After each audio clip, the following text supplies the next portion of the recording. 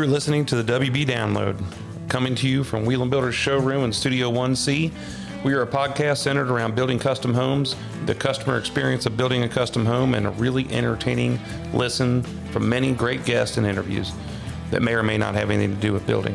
I'm excited to share with you their voice and their stories that will enhance your idea of the custom builder world.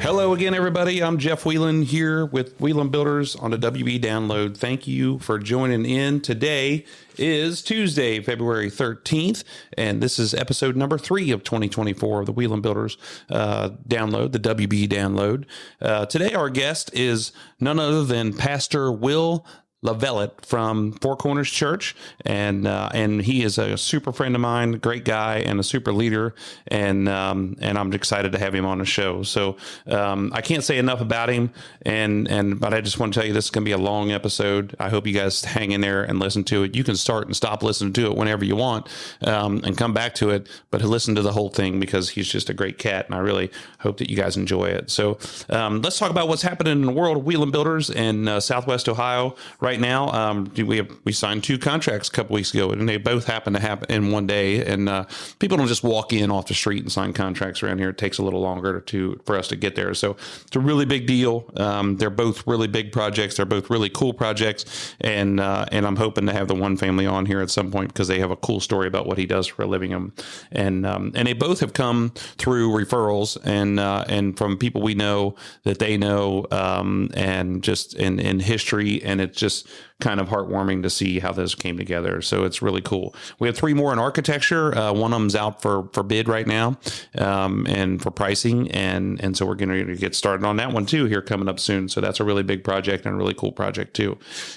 Excited about what we have going on here for 2024.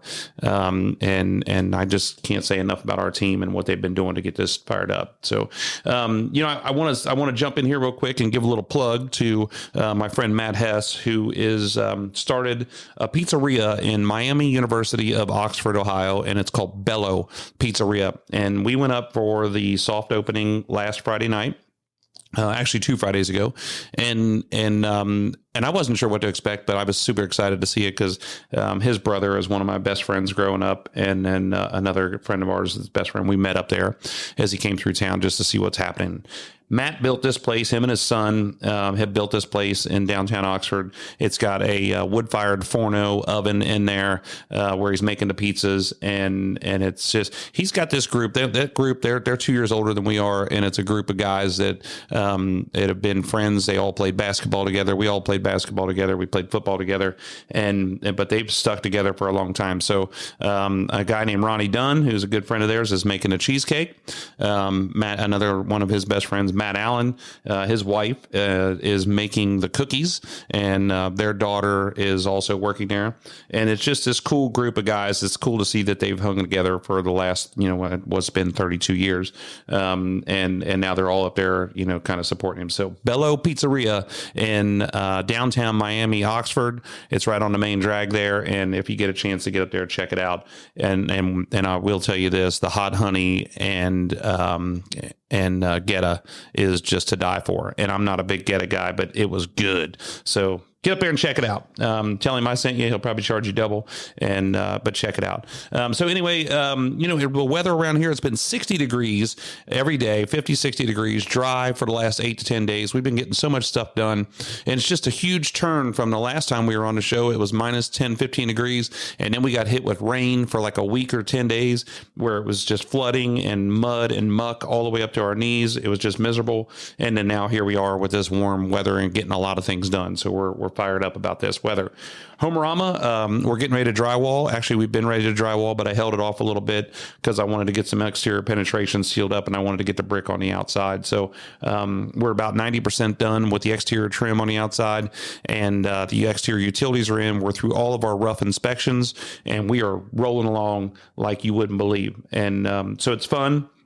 Every day I go out there, I fall in love with the place even more. It's coming together. It's got that Wheeling touch to it every day, and it's just really, really looking cool. So not much happening on the farm, but with this warm weather, if it sticks around, we're going to start prepping fields and getting things ready for to start growing some grass here in the spring, because we're going to need it, because we got the cows that need to get out there and pasture and need to start doing some things, getting that ready. So basketball, we're 16-2 right now. We've had a great year. We've got 2 games left in the season, and we got to go into our postseason tournament. I'm proud of these guys, man. They've been working hard, and it's been super stressful this year. We're finally in a good league where we've got really good competition, and it's been tough every week. Instead of just going through and blowing these people out, it's been really tough competition, and we've been enjoying that, working hard at it. So I also have to say, I have to brag on Raina, my daughter. She's down in Orlando, Florida right now, and they've been down there since Friday, competing at the cheerleading national. She's a competitive cheer,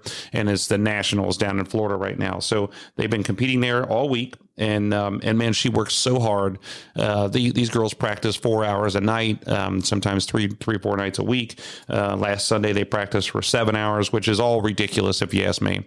And it's not a good way to coach these kids, but I'm not the coach, and I'm just a parent, so I just have to keep my mouth shut, which I just didn't do. But they work hard, and I'm so glad to see her out there, to see her on the floor with the spirit and the try and just everything she's got into it, and she just loves it. She stresses out about it, but she focuses on it. She still does good in school, and that's really important to me. So I just want to brag on her. I don't mention what she's doing enough about her. So to see her spirit out there is cool. See her flipping around, it's really cool. Our Cincinnati Reds opening day parade float, we've landed on, we're going to call it the outfield, and that's the way we're going. I can't tell you much more than that because I don't want to spoil it. But when we start building it, I'll give you a little bit of ideas on what we're doing. We can't start building it too soon because we built it out of scrap material. We built it on one of our drags that we haul equipment on, and we need that trailer. So we have to wait as long as we can to build the float. So that's what's happening right now on Netflix. I'm finishing up The Crown. I watched the last episode of Reacher, and that was really cheesy. I love that show, but that last episode was just unrealistic and cheesy. So then I ran out of things to watch, and I fell back to The Crown. I started watching The Crown years ago, and then kind of lost touch with it, and then I came back and started watching the 5th season. 5th season is horrible. They changed all the characters. It's just not as cool. It's not as fun to follow the monarchy, as they call it, and when things just start turning awry over there. But I'm going to call my friend Mike Ellison and find out what he's watching so I can get some new stuff in here. But hey, that's what's happening in the world right now, Wheeling Builders and me and my family. And so let's talk about Pastor Will from Four Corners Church here. And I want to tell you, you're going to hear it. What a great guy he is. This dude has been a super inspiration to me. He's the guy that reached out to me from the church and showed me that whatever thoughts I had of somebody needed to be in church, whatever thoughts I had of somebody who went to church and believed and was a Christian, and if whatever, I don't know what I really even expected, but he's such a cool dude. He's big, tall, good looking cat that can sing, can play, can make friends everywhere you go. People look up to him. He's a leader, and he's done all of those things for me. And so I'm a greeter at church, and we call it guest services, which is the coolest group that is at Four Corners, and whether people know that, it's the truth. But I get to see him early in the mornings at church. We go to lunch once a month, once a quarter. We're always talking, we're always texting, and of course I get to see him on stage at church. So he's a huge inspiration to me. I think the world of him, which is why he's on the podcast today. He's got things to say, and we got ears to listen to it. So I hope you guys enjoy this. Like I said, it's going to be a really long episode. Not really long. It's going to be a long episode. You can listen to it, come back and listen to it, but I hope you listen to the whole thing because he's an inspiration. So let's bring him on in here. It's Will LoVelette from Four Corners Church. Here he comes.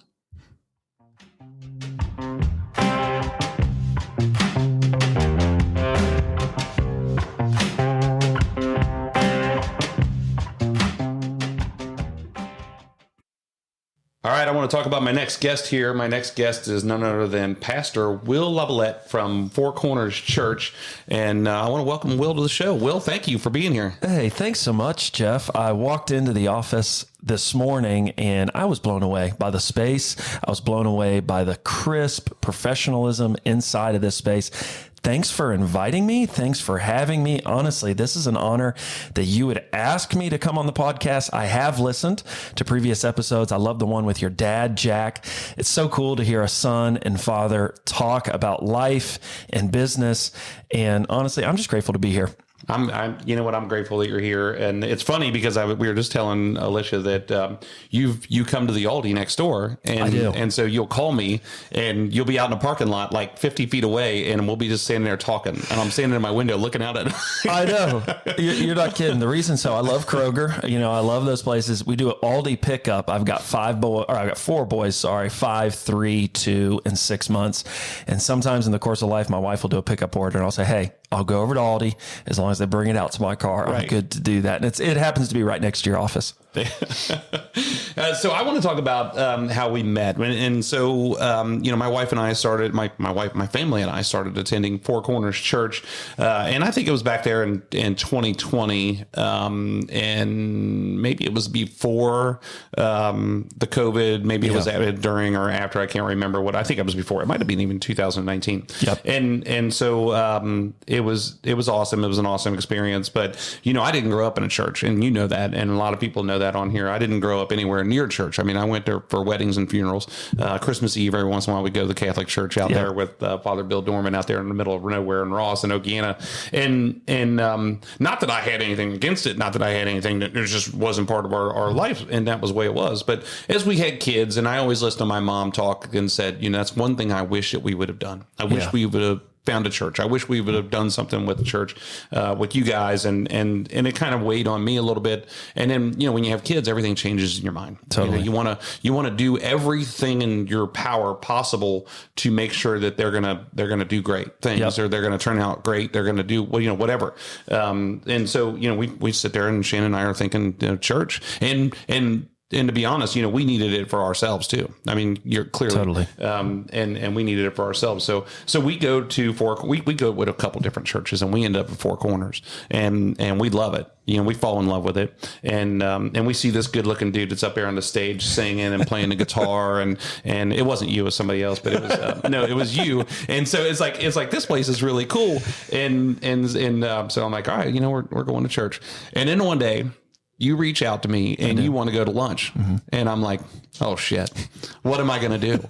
And so I call everybody I know, and I'm calling my mom, and I'm like, the pastor of this church wants to go to lunch with me. The place is going to burn down. Yeah. We can't do this. What is going on here? And so it's just because most of the time I think about a church, and it's unheard of that the pastor would reach out to you. Totally. That's too big. They're whatever, they don't have an individual relationship with you. And so we met up and we went to City Barbecue. Yes, we did. And we sat down and we talked. And when I left there, I felt so good about so many different things and the direction we were headed. And I think mostly is because you're such a cool dude. Thank you. And I wanted to be more like you. Thank you. Well, man, I appreciate it. I remember that. I'm glad you said yes to get lunch. So for us, we've now met a few times. It's more than just once. City Barbecue and Skyline seem to be our normals. But this new year, I'm trying to eat better. So even after this podcast, I don't know what we're going to do for lunch, but it's got to be better. And so, Jeff, I don't even know. So you looked at some churches. Why did you decide Four Corners? Did someone tell you about it? How did you even land there? Shannon found it, and I think that somebody told her about it. Got it. Okay. But the funniest story that I could tell people, because Pastor Ben asked me this one time. He goes, well, how'd you end up at Four Corners? And I was like, well, I'll tell you this, is that we were at a church, and I won't say where, and it was one of them really old churches, Sure. and we were sitting there, and there was a guy that was an lot older guy that was sitting in front of us, and he hadn't had a bath in about 4 or 5 years. And he stunk so bad. Mm-hmm. And I remember sitting through the whole ceremony, and I'm just like, oh, this is horrible. And so when he goes, well, how'd you end up at Four Corners? I said, because I ran into some 90-year-old dude that stunk so bad I couldn't sit in a pew anymore. So you're like, Four Corners has to be better, right? I'm so glad that you attended, and I'm glad that obviously for our friendship, but that you made our church home. home. And again, I enjoy you, your family, your willingness to serve and be a part of what we're doing. It's pretty cool. Yeah, you have pushed me to get out of my like a normal anything. Jumping into you were the first small group leader we had, Sure. and for Shannon and I, and then I'm on the guest services team, which is like the coolest team that's at the church, by the way. And so I'm on that team, and it's just doing different things. And I think the first time I ever did that was for Christmas Eve. And you're like, come down here and serve. And so I got there early, and it was just, and all of a sudden, and I told Ben this a long time ago, you become part of something, and you become part of the team, and you become part of this church, and it's just everybody in there is just, it's incredible. Yeah. And for our church, even if people are listening now who haven't been in a church ever, have never been into a church in the last 5 years, something I love about the place that I get to work at, but really the place I get to serve at, is it would die tomorrow if it weren't for volunteers. And when I say volunteers, people are willing to show up, to make coffee, to hold a door, to be friendly, to do something. And we would literally be dead, die tomorrow, 19 years old, but tomorrow wouldn't exist if it weren't for volunteers, if it weren't for people who said, hey, I don't really know all that I need to know maybe about faith, but put me to work and make it happen. I also think for guys too, specifically, it's a place where our gifts and skills, even this past weekend on a Saturday, something I love about our church is we maintenanced 25 cars within our community. So the church I grew up in, by the way, where my dad was a pastor, that wasn't happening. It was a good church, but it's actually, Four Corners is actually a place in our community where 25 cars can come in. We have 2 lifts in the back of our church, believe it or not, where cars can come in. We do their oil. We look at their tires. We make sure they're good to go, and it's free for them. I'm all about that. How can we add value to people? And I'm just glad that you and your wife and family have found our church to be a good place. Yeah, we love it. We love it. And so let's just say enough about me. Yeah, let's talk about you. All right. So this is Will LoVelette. Is it LoVelette? It's actually LoVelette. I'll let you keep going with it, but it's actually LoVelette. So the V is capital, LoVelette. LoVelette. And for my entire life, I mean, growing up, it was always jacked up. The last name was never said right, so it don't matter to me. It actually is LoVelette. And LoVelette. So, yeah, that's my last name. God, you know what? And with my last name being IE and it's Whelan and everybody says Weiland, I should know better, and I should just stop and start asking people. Oh, good. How you actually pronounce your name. So I'm glad that now that we are like 5 years into this deal, that we figured this out. So I feel like we're a little closer now. So where'd you grow up at? Yeah. Where'd you come from? Yeah, for sure, man. So I was born in Wichita, Kansas, believe it or not. And at the age of 4, my family moved. So I've got 2 brothers. One's 8 years older. He currently is in Saudi Arabia working for Aramco, large oil company. And then my middle brother's working at a company you probably never heard of. It's called Google. Probably never even, used that for anything. And then we moved at age 4 for me. So 1996, and we moved to Cincinnati. And my dad at the time was a pastor in a church in Milford. We lived in Loveland. One of those weird things, lived in Loveland, Milford School District. So I grew up here, and I was homeschooled all the way through 9th grade, believe it or not. So my mom and I, man, we were close. That may answer some things about me. The homeschool community is, let's just say it is what it is. It can be weird. But anyway, sophomore year, I went to a school called Cincinnati Hills Christian Academy in Montgomery.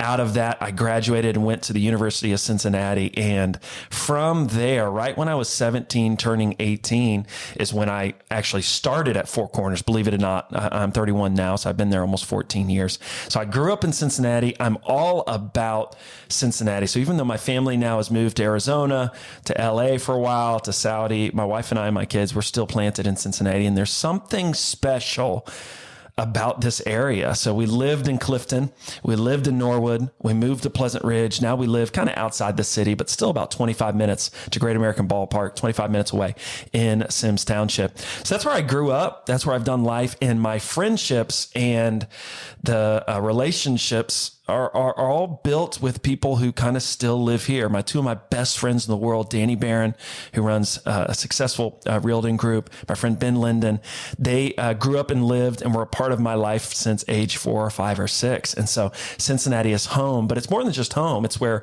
relationships and community have been. So grew up here, began work here.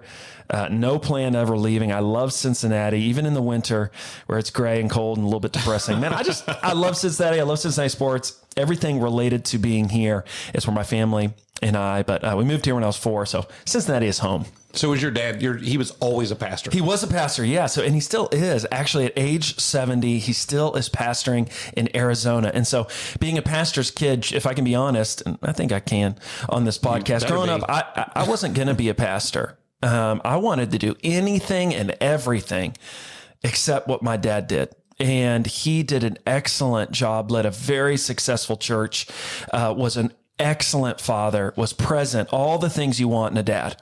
And at the same time, growing up, I said, you know what? I'm going to do anything but be in full-time ministry, meaning making being a pastor my full-time job.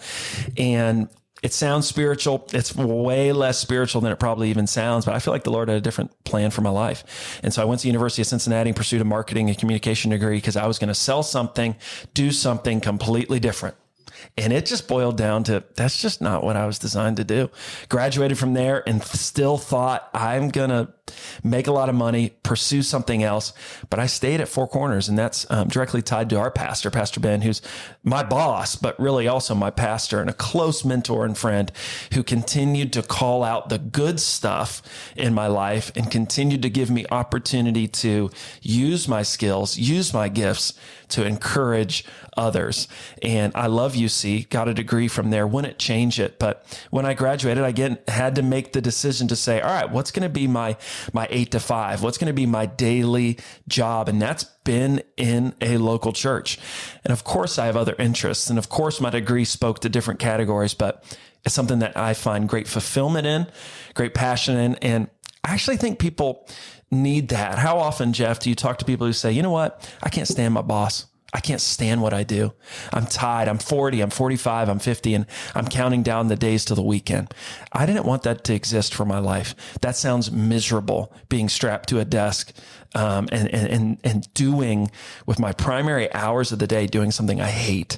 And that's not been the case for me. And I can imagine for those in that world where they just don't enjoy their work. And I know I've talked to you, Jeff, and of course, home building and working with people is hard, but you love this. I mean, you live and breathe and die this, and it's a gift, and it comes out as encouraging because you live and breathe this world. And I kind of do the same thing with the local church. Yeah. I think it's the hope of the world. I actually think it can help every single family in our community be a better family, be a better individual. Whether you believe in Jesus Christ or not, I actually think it can help.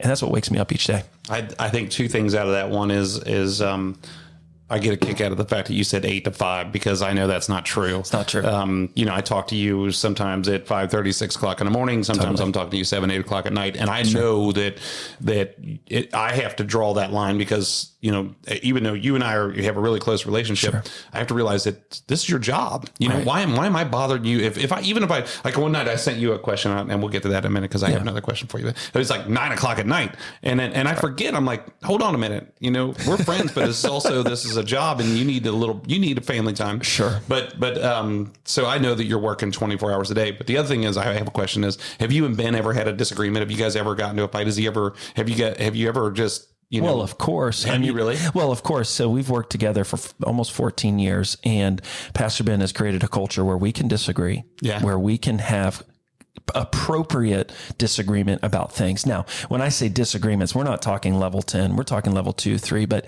if you work with someone closely and you're working on important things, I actually don't think disagreements are bad. What's bad is when you begin to have a disagreement from the table, you make a decision on, let's say, make a decision on A and you leave that table. Then you have conversations with other people that say, hey, you know what? That was whack.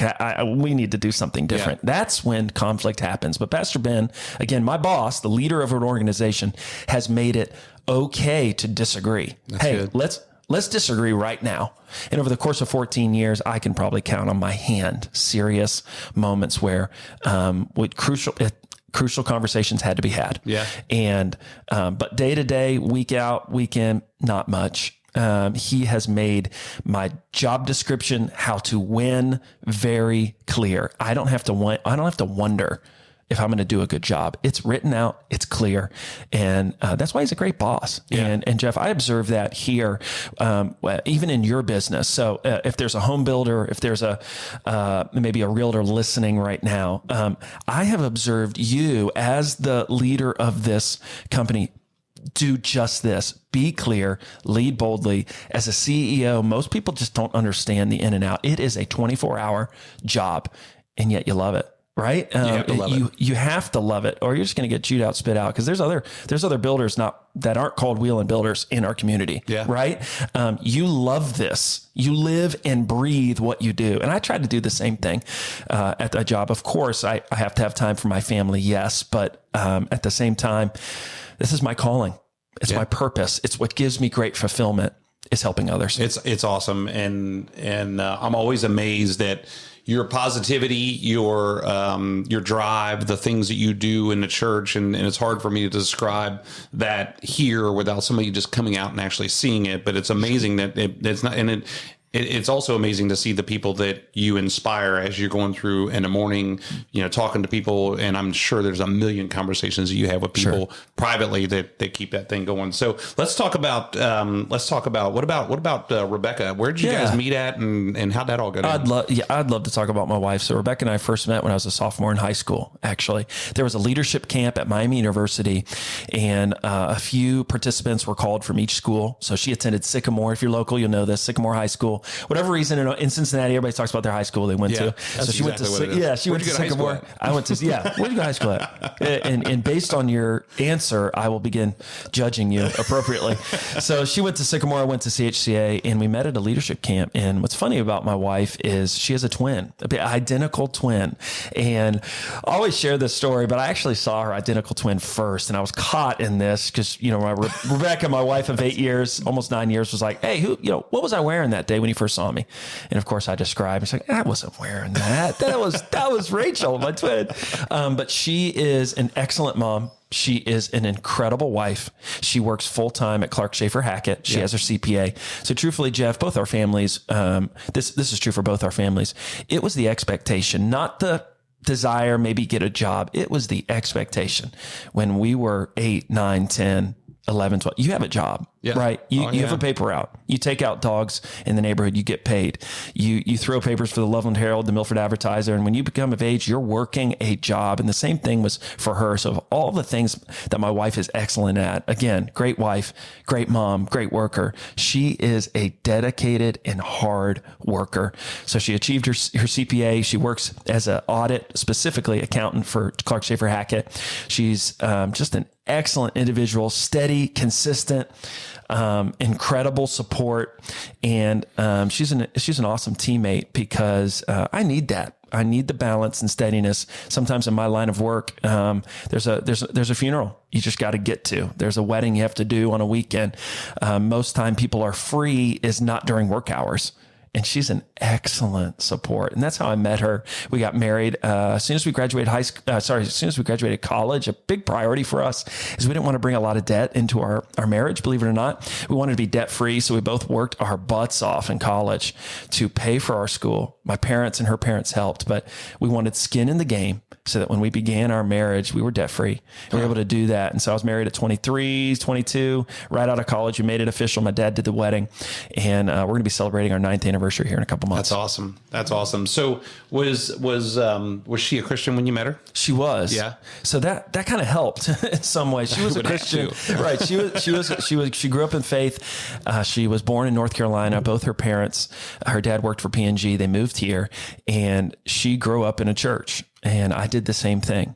And believe it or not, this isn't a sermon on marriage or anything like that, but believe it or not, it helps when both parties, so when the husband and the wife are on the same page with spiritual things. So let's just say on the same page with spiritual things, meaning we do not do spiritual stuff. Hey, you're on the same page. Yay. A+. Or we're on the same page, meaning we're into this thing spiritually. Yay, you're on the same page. Often I meet couples that aren't on the same page with the important things of life, like how do we do in-laws? How do we do Thanksgiving? How do we do Christmas? How do we do valuable things? Well, it helps because Rebecca grew up in church. She knew the rhythms of what it meant to be at a church on a Sunday morning. And that was helpful to us. So are we conflict free? No. Are we argument free? No. Gosh, any evening, even last night, as we're trying to have 4 kids at the dinner table at the same time, it was a hot mess. But on the important things, we're on the same page, which has made it easier. That's good. That's good. And it's always easy to look from the outside in and say, oh man, they're perfect. Everything's great. Right. It's wonderful. It's wonderful. But I see that, she's at church every Sunday. There's all kinds of things happening. And you're on stage and Sure. I know you're there at night. You're there, you're doing this, it's always it's a constant. And there has to be a certain amount of understanding that she would have for that. Correct. A certain amount of patience that she would have for that. But the understanding doesn't always come just from your job, but it comes from the dedication and for both of you is to do that. So that's really cool. It's funny you say that about her sister, because you called me one year and said she's coming to Homerama. Yes. And you're like, you'll recognize her. You'll recognize and she her. walked around the corner. I'm like, holy cow. Yeah, they're exactly identical. the same. So believe it or not, they grew up in North Carolina, and I love my mother-in-law, which is not always the case, but my mother-in-law is special. Her name's Dusty, strong Southern accent. And when they were born, the doctors were convinced, hey, they're not identical. They're not identical twins. They're just twins. And actually a couple months ago, they finally did a DNA test and paid the money, and it came out they are identical twins. I'm just like, how did these doctors get it wrong? Because they look dead on the same. So it's kind of, the doctor said the thing and they didn't believe it, but she's great. She's awesome. She's an awesome mom. And again, like I said, we have 4 boys. They are the joy of my life. Now, they are also the thing that is causing my hair to continue to recede and me lose continual patience, but they're awesome. And you're a dad as well, Jeff. Kids, they change you. When that first baby's born, you realize how much bigger the world is than you. You realize the things I valued before this baby was born, they don't matter as much. And the things you kind of put on the back burner, oh gosh, now they're very important. Yeah. And I'm honored to be a dad. I'm honored to have kids. I'm honored to attempt to be a decent, present father. And my dad, he was that. And I've listened to your podcast prior, and I heard your dad, Jack, talk about just the hard work ethic and creating this company and creating Wheel and Builders. And I think we're both blessed to have dads who worked hard, who showed up, who were faithful. And that's just a blessing to me, man. And it's not always true. But I want to be that. I want to be present. What was it like to have a pastor for a father? I mean, you guys, and I asked this because I really have no idea. Sure. And do you feel like it was somewhat of a hooded lifestyle where like you had to walk a line, you had to stay within this realm, you had to act a certain way, you had to be, you had to be this, where I think others like me, like myself, I was a little bit more free to say what I want to do when I got in trouble for it. Oh, but, I sure. do whatever. Sure. Is it a similar lifestyle or is it? I think, so I don't know any different. So growing up, my dad was a pastor, meaning Sundays were go days. And I remember Saturday at a certain point, kind of after lunch, Dad was ready to prepare and get ready for the sermon the next day. And so in the church he was leading, it wasn't, hundreds. It was well over 1,000 people. It's a big, large organization where he's the leader. He's responsible, and he wore not only the responsibility of that, but also what I would call the spiritual responsibility and well-being for people who called the church he was leading home. And so the thing I loved about my dad, though, was my dad was the biggest rebounder when I was playing sports. He always was the catcher when I was pitching. Yeah. My dad was present at the games, as many games as he could be at. He was there. And at the same time, I watched my dad love my mom. It's one thing to say something. It's another thing to actually do it. And my dad did both. So what he said on stage to encourage others was matched at home. Now I gotta be honest, man. I don't even know it's okay to say on the show. I was spanked a lot growing up. So I mean, they held a line, and it wasn't just my dad. My mom is 5'10", and she's from Boston. You do not want to mess with my mom. I'm 31. I'm still a little fearful of my mom, right? So she believed in the power of spanking, and it worked, right? But so growing up, there was this expectation that for our family, the LoVellettes, That's number one. And then two, oh yeah, when you're around church, you keep your head held high and kind of stay out of trouble for sure. But there was the expectation. Hey, if you're in this family, here are the expectations for what it means to be a part of this family. And my dad did an excellent job of saying, yes, I'm a pastor, but I'm also a dad. And yes, you're my son, but you get to mess up too. I remember, and we can continue on, but I was going to a student camp type thing, part of the church, and my brother, I don't know, I was 16, 17, 18. My mom was out, and I gathered a couple of my friends. Before we went off to this big, large church event, he gave us all mohawks. And you would have thought he tattooed my neck with like just gang symbols. My mom was so upset and mad, and she's come to, apologize and say it wasn't a big deal. So of course the perception was important, but it never reached the level of, we have to put on a show. Now, we're just going to be ourselves. Yeah. We don't have to put on a show or be someone we're not. You're a part of a pastor's home, which means you're at church. And Jeff, we didn't miss, by the way, and we've talked about this. My mom would go to each coach. And I'd like to say I was pretty competitive, played double ABC at the time, baseball, was always a competitive dude. And our parents challenged us, man, if you're going to play sports, you're going to play, and you're going to play well, and you're going to try. The worst thing to say is, oh yeah, that pastor's kid's lazy, and that pastor's kid's the worst player on the team. That wasn't going to exist. So she would go to my coach, and it would go something like this. Hey, I just want to let you know, William will be at every practice, and William will be in the championship if it's on a Sunday. He'll be there. But if the game or practice is on Sunday from 7 a.m. to 1 p.m., my son won't be there. So that was pretty clear. Yeah. And looking back, I hated that. Mom, please don't talk to my coach. Now I go, you know what? Thank you, Mom. Thanks for valuing the important things. Yeah.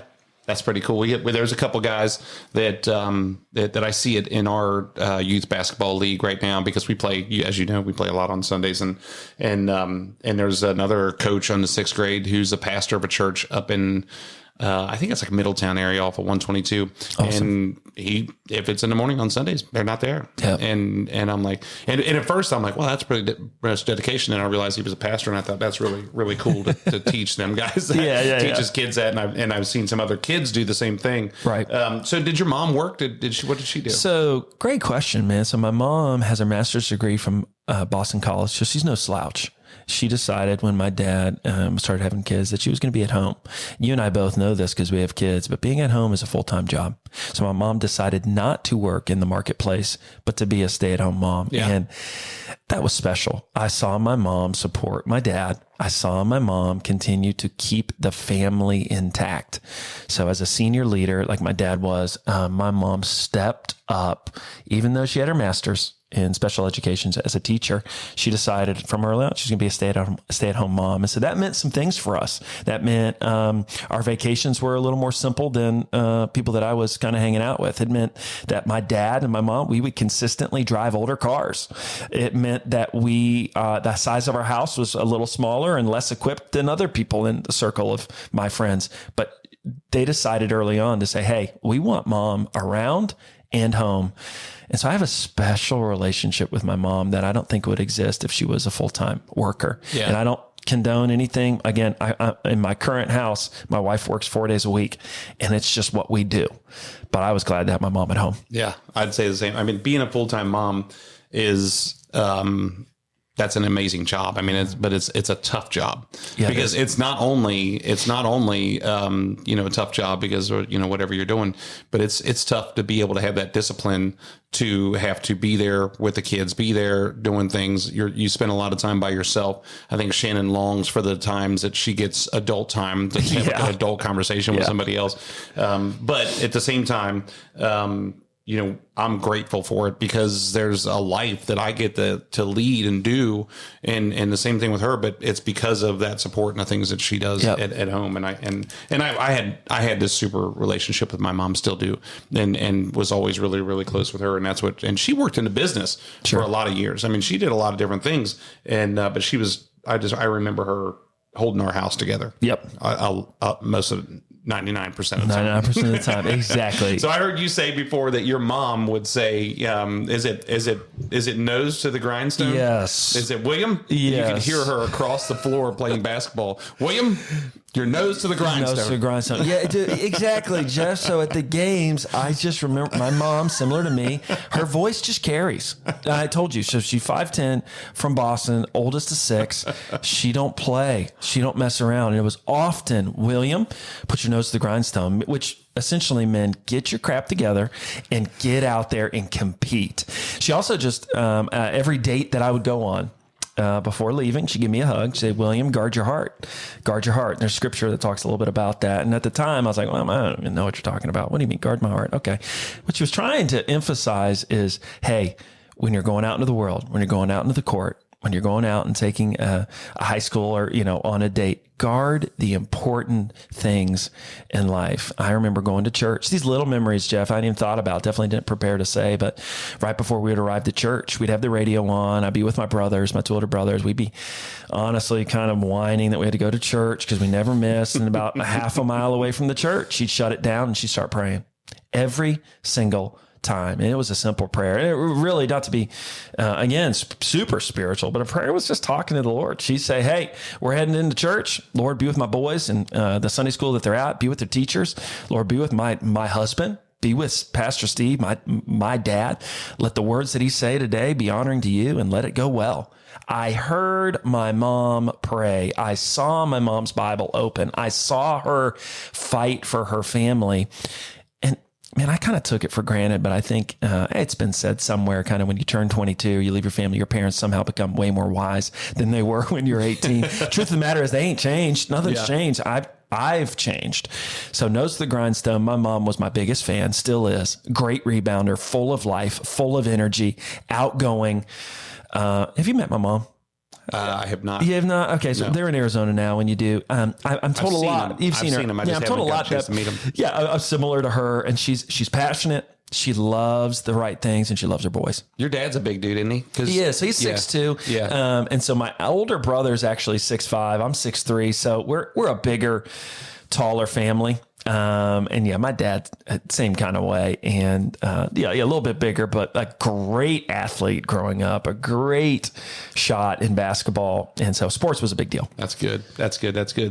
So thinking about your role as a pastor, I'd imagine that you probably hear a lot of things, you see a lot of things, you deal with a lot of things, and whether it's good or bad, I would assume that when somebody's coming to you, a lot of times it's not great. They're not coming to you saying, hey, Will, my life is perfect and it's great, and I want to sit down and talk to you about it. Correct.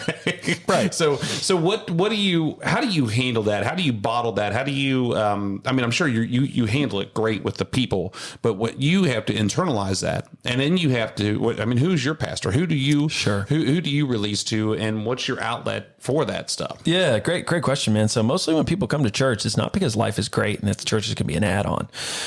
Mostly people come to church because they're in a trial or tribulation or in a storm that the last place that they could go and step into is a church. You know what? I love that. Our church is not for people who've got it together. It's for people who are all kinds of jacked up. How do I know that? Because that's me. Often, even just the word pastor, Will, you're a pastor. I approach that with a humble and, oh gosh, am I even worthy of that word? And a pastor really is just someone who's trying to encourage and point people to the Lord and to an answer to whatever they have going on in their life. A leader that I follow often, his name's John Maxwell. He says a leader is one who knows the way, goes the way, and shows the way.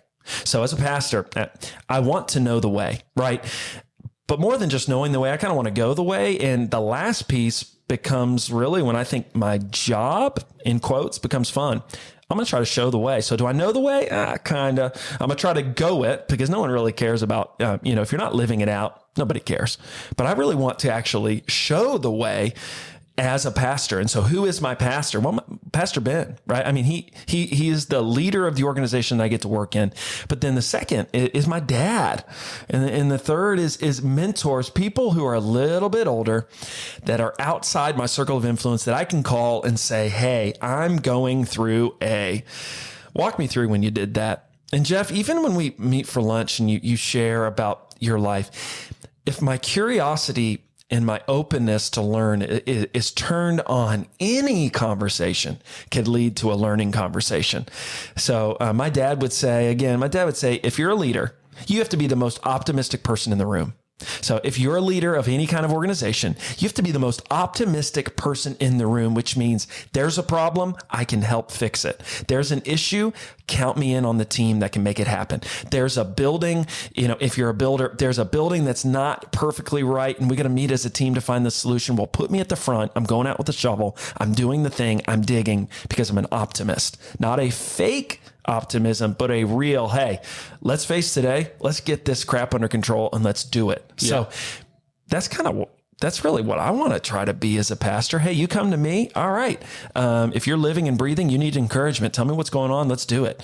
And of course, people always say, if it weren't for the people, church would be great. And I get that, man. I get that. I feel that sometimes. There definitely are situations where certain individuals are a little more EGR, which is extra grace required. But you know what? That's any job, any life. There's nothing special with what I do. If you are working, you're in the people business. Yeah. So if you're building homes, you're in the people business. If you're selling a product, you're in the people business. Absolutely. If you're a pastor, if you're working, if you're a student, you're in the people business, and people ain't going away. Yeah. So how do I manage it? Well, I have a great leader who helps. But two, I try to take each day and say, all right, man, what's the challenge in front of me? I'm going to be optimistic about this opportunity. Yeah. So do you talk to Rebecca about it? You can't mention names and whatnot, but sure. You can just say, man, I just talked to this kid and this is the worst thing I ever heard. It's just, the only reason I ask that is because I had this conversation with Cody and I have this conversation with Raina and I say, listen, whatever you're going through, if you're not talking to me and you have to talk to somebody, make sure you find a competent person that you can talk to. Totally. But otherwise you're going to, we call it flipping your lid. I mean, you're going to just going to lose it. And you have to find a way to release that. And plus I think in those conversations, like you were talking about, sparks something else you learned, sparks something else. Somebody else could say something. Somebody else could just, drop a hint for something. And you're like, holy cow. Yes. Yeah. So I told him earlier, Danny Barrett and Ben Linden, my closest friends in the world, people that I can trust with anything and everything. And what they do, Jeff, and what I would suggest on friendship is they listen. Yay. Thank you for listening. And then they speak their opinion. Hey, I heard that you're kind of complaining about X, Y, and Z, but have you thought of this? And then it's on me to say, oh, yeah, you're right. I need to reevaluate. A friend is someone who does that. A friend is not someone who just hears you and sympathizes and you have a drink and you kind of leave and yeah, man, that boss, he's really sucky. I can't stand him. Yeah. No. That's not what a friend is. A friend is someone who listens, encourages, anything's on the table, but then says, all right, hey, remember, you can get through this. Yeah. Remember, you got what it takes. Remember, that's your perspective today, but tomorrow can look different. That's a friend. Yeah. And I think our culture, our world is desperate for community and real friendships. 2020 taught us this in COVID. Isolation, being soloed, being isolated is not good for human beings. So who in your circle, who in my circle are my friends? So of course my wife is there, right? But she's also a female. She can't get all the things that I face as a male. So who in my life is a male who cares for me, who can speak truth into my life? And then ultimately it lands to a place where I say, all right, I have to be a listener. I don't have it all together. Yeah. I need to learn this. Is that what you found, Jeff, in your industry, in your job, in your life? The value of friendships. I'm in your office space and I'm seeing some pictures of friends here and family and men and women who are important to you. What's your hot take on that? There are, it's good that you asked that because there's people that I can go to and I know the subjects that I can talk to them about. I've got one of my all-time best friends since the 5th grade, Josh Luther. He's greatest guy ever, man. If I could be like somebody, I want to be like this cat. But if I want to go talk some emotional, mental, love-hearted, whatever, and breakdown and stuff like that, he don't want it. Yeah. He'll get nervous and he'll be like, can we just go get a beer? Let's just leave me alone. Don't talk to me like that. If I want to talk about my heart, I want to talk about my faith, I want to talk about whatever. My friend Dan DeStefano, who's on the podcast not too long ago, he's another builder. Me and him open up. I mean, we open up. And there's a couple of guys that I do that to. And there's other times, like you can see these cats in this room here, they're all mentors of mine, but there's other times, like I was thinking about this story. I've got a friend of mine, his name is Jay Myers. He owned a company called Dugan and Myers. They built the Paul Brown Stadium. They built Children's Hospital. They built and he's an older guy. We've been friends for like 19 years or more. And I talk to him periodically, and we just catch up. I mean, we talk on the phone for sometimes 2 minutes. We talk on the phone sometimes for an hour. And one day I was complaining and just talking about whatever, like, I mean, he's been through this his entire life. He's been doing it for a million years longer. And I'm complaining to him like, I've got something to complain about. And finally he gets to listen to me, and he goes, I live in a neighborhood with lawyers and doctors and accountants. And he said, every single one of those people have to get up every day and go out and figure out where their next customer's coming from. Every single one of those people have to go out and figure out how they're going to make the books work. Wow. And he's just talking, like, he's not going like, you're an idiot for saying. He's just talking. And it was the nicest way for somebody to tell me to shut up and put my head down and go to work that I've ever heard in my life. That is awesome. But I walked away from the conversation. I'm like, why would I take that time with him to complain and say those things? But at the same time, I felt comfortable doing it, and he was comfortable listening to me, and he was super comfortable giving me that feedback. Yeah. And I was like, this is one of my mentors. This is one of my all-time mentors. And it was really cool. So there's different people that you have to measure to say, I can take this there and I can take this there. So yeah, I mean, I've had therapists. I have you. I have Preacher Ben. I have my wife. I have people that I lean on heavily for everything, because it's super stressful. It is. And so it is stressful. And friendships, I thought I jotted a couple notes before it came on friendships and just leaders. There's a part in scripture in Hebrews. It says, remember your leaders who spoke the word of God to you. Consider the outcome of their way of life and imitate their faith. And so consider the ways, meaning when I'm pondering friendships, when I'm pondering people that I want to allow into my circle of life, just consider the way of their life, meaning do they love their wife? Do they work hard? Is their business thriving? Are they really kind of know what they're doing? And then if so, imitate their faith, meaning imitate actually what they do. So sit down at some point with someone who is older and say, hey, I've noticed that at age 40, I'm 31. So age 40, it seems like you are thriving in this area. Can you walk me through how you did parenting? Can you walk me through how you did finances? Can you walk me through how you're physically fit at this age? Can you explain to me how I noticed that your kids still have a good relationship with you? Friendships are that. We're not meant to just kind of solo and figure it out. How can we find friends who and people who actually do the things that we want to do ourselves? Yeah. It ain't rocket science. Ask a question. Buy their lunch. Hey, walk me through how you did parenting of boys. Walk me through how you did your job when the economy crashed at this time. And I don't know, being curious and having curiosity of others is pretty important. That's really important, and I think that leads into our topic of getting help. Getting help. And we, as we talk about help, and I think that there's all kinds of different help that we need. We talk about it in the church all the time that you weren't meant to do this life alone. You were meant to do it in a group. We're meant to do it with other people. And the reason that is because it's tough to do it by yourself. Anything you do by yourself. And it just, I mean, as an example, last night me and Cody were feeding the cows and we're running the cows out. And if I do it by myself, I've got 50 cows going in 50 different directions. Right. And it takes me 3 times longer, and it's a mess, and you're pretty much pissed off by the time you're done with it. Yep. And we have to make t-shirts that say, I apologize for what I said when we were working cows. And so when Cody comes out there and does it with me, one guy stands here and the other guy stands over here, and they walk where they get supposed to go, and you're done in less than a minute.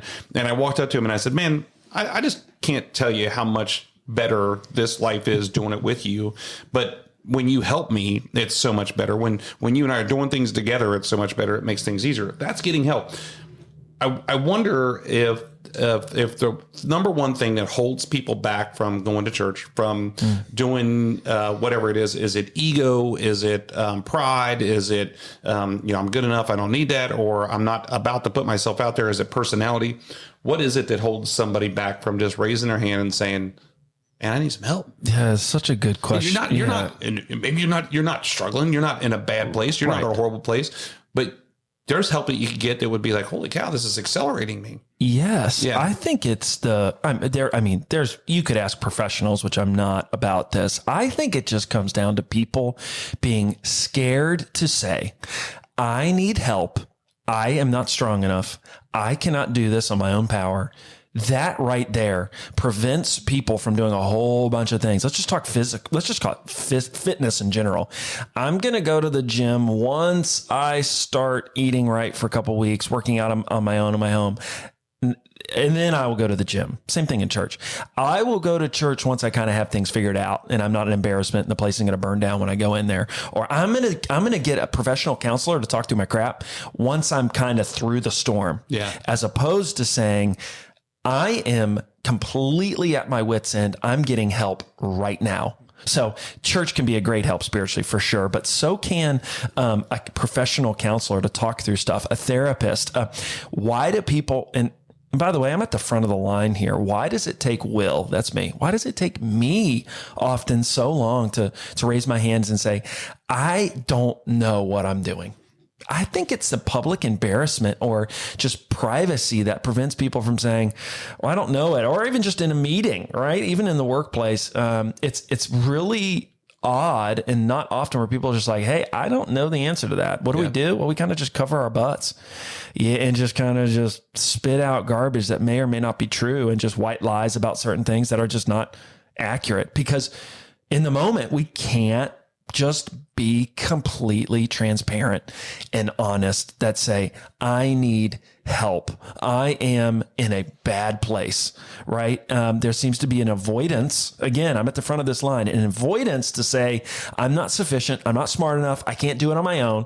And what happens is we run around circles in our head. And the next thing we know, our tank is empty emotionally. Our tank is empty physically, spiritually. We are on E, and it's the last ditch effort, as opposed to saying, I feel like I need some help. Let's go get it right now. Yeah. And I think that comes, I think that so many times the church is focused on, and not to church, people are focused on the church to think that it's all about being a holy roller, being Jesus Christ, and being this believer, and being this, and it's, I think the church is more about being surrounded by people who are for you, correct, not against you, and not that they're coming in and going and kissing your butt and going, you're correct, the greatest, like. And I don't know if I ever told you this, that Mike Tyson used to have a guy that he paid to walk around and tell him how great he was. That's awesome. I love Mike Tyson. I think he paid him like $200,000 a year, and he just walk around and go, "You're the champ. You're the greatest." Can I do that here for Wheeling Builders? Can I just? I'll literally, Jeff. I'll follow you around. You tell me what I need to say. I will do it. I'm quitting my job. Yes, man. But I think it's really.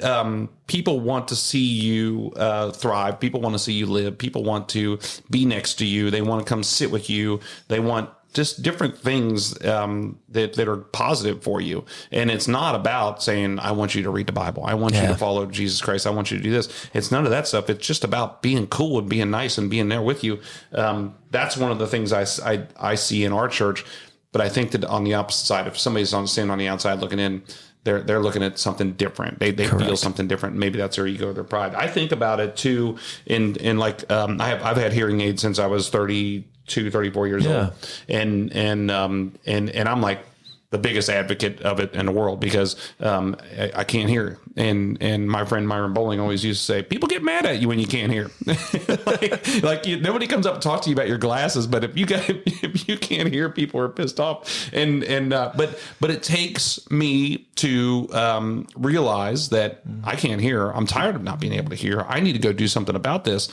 But I talk to so many people about it, and they're like, I ain't gonna go do that. I'm not gonna go do that. I'm like, it helps you. Correct. It doesn't help others. I mean, it does help others from having to repeat themselves all the time, but it doesn't help. Why would you deny that? Because you don't want to wear them? Because you're what are you afraid of? What's the problem? That's getting help. You know, and it's getting help. And I talk to so many of my friends, and especially employees when I'm interviewing them to come work here. I say, listen, here's I want you to understand is you cannot come into this job and know everything.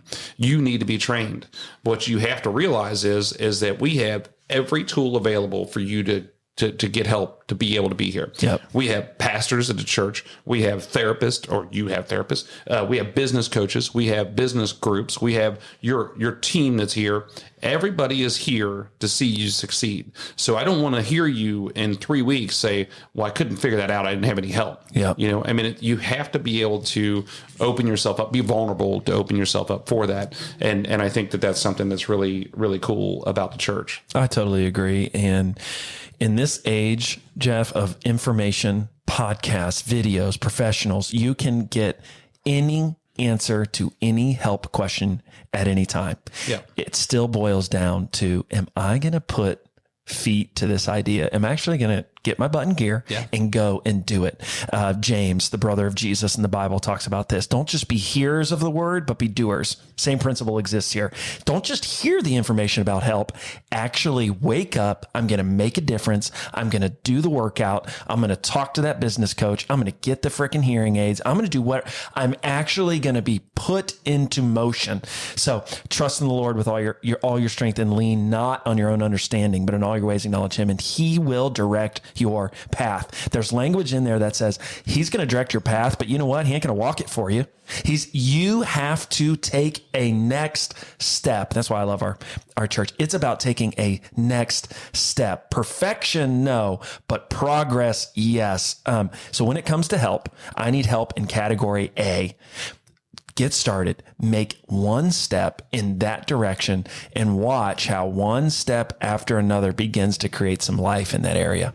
It's amazing. Now I will say this, and I'm sure you're going to have an opinion about this, but how fortunate was I to have you reach out to me at the church when I walked in the door, or when my family walked in the door? How fortunate were Shannon and I for Jill to reach out and say, her and Ben want to go to dinner with us. And is that everybody's experience? And if that experience doesn't occur, how often, what were the chances of me coming back? Spiritual, it's just luck or whatever it is. Sure. So I think that on the other end of that, you just hope and pray that if somebody's reaching out, that there's a receptive person on the other side of there. There's somebody who stops and says, wait a minute. What did that person just say? Let's go back and make sure that that's okay. Yeah. You know, and just backing up a little bit. And that's all we can hope for, you know, when something like that happens. You know, I go to my audiologist and I hope to God that I get a good one. Yeah. And not just somebody who's just trying to sell me a piece of equipment, you know. Correct. And that's important. And I think about that so many times. Yeah. And even just you're totally right, Jeff. Even just the baggage of help. Let's talk church. Let's talk counseling. All it takes is a bad experience. Someone who was not listening, a pastor who heard that you needed something and just didn't make the call. And before you know it, you have someone checking out from church, checking out from counseling, checking out from the audiologist, checking out from the doctor because of one experience. Yeah. That's been me. Truth, that's been me. I can't stand going to the doctor. I hate it. But you know what? It's important. And, if my wife's listening, she knows I didn't go to the doctor the last couple of years because I don't want to. But the point is, don't let one bad experience prevent you from giving it another shot. Yeah. Especially, so there are people I've disappointed. There's people who have expressed a need that I have not met. 100%. How do I know that? Because I'm human. How do I know that you've done the same thing, Jeff? Because you're human. There's no way to be all at every turn. If someone comes, my hope in an ideal world, because I'm an optimist, if they need help, we can at least get them started. But I can only do what I can do. I can only provide as much as encouragement as I can. At some point, an individual has to be so dissatisfied from where they're at that says, you know what? I am done. I'm moving. I'm taking steps. Yeah. So this is a question that maybe you want to answer, maybe you don't want to answer, but sometimes I feel like there's a throttle in the church where maybe somebody's standing on the gas and you guys are standing on the gas with somebody really trying to help them. And then when you get them to a good place, you back off the gas a little bit and then you see them float. And for one, I guess, do you feel like that's the case, or do you? Well, that's a really good. So you're talking a car metaphor here, and Jeff, I told you this. I'm not a NASCAR guy. I'm not. That's a shame. I know it's a shame. I've only had 4 years to get this figured out. So, but following the metaphor, here's the deal. If you are on an airplane, the first 10, 15 minutes of your ride is in many ways the most important. You've got the stewardess up there talking about, here's the safety protocols, stuff goes wrong, blah, blah, blah. That's exactly what I hear. I'm like, you know what? If it goes down, screw it. We're all down anyway. I'm not going to listen. But she's giving you life operating tasks that if this plane goes down, we're going to have a problem. The point of this is those first 5, 6, 7 minutes of the plane going off, that's where the energy is. That is so important. If we talk strategy, because again, there's strategy in churches. We didn't just show up and open the doors and say, hey, kind of come here. No, we actually have strategies. So the strategy would be, of course, we want to quickly get to know someone's name. So we have a title for that. If they come to our church and they give us information, we're going to be good stewards of that information. So we're going to send them free Chick-fil-A. We want to give them a gift. We're not going to show up at their door. We're going to send them a gift and say, we see you. We want you. This is a place for your family to grow. So that first 24 hours is really important to us. Yeah. So do we throttle it once we feel like they're okay? I don't know. We want people to continue to be developed. So when someone needs the help, full on, put the plane in motion, put the car in motion, full on gas. And when we kind of sense that they're doing okay and they're back on their feet, our goal isn't to stop. Our goal is to now put other individuals around them so that they have friends that they can do life with. So that is actually where it gets fun. Well, how do I know that? Well, there's only a few people on our staff. And we've got hundreds coming.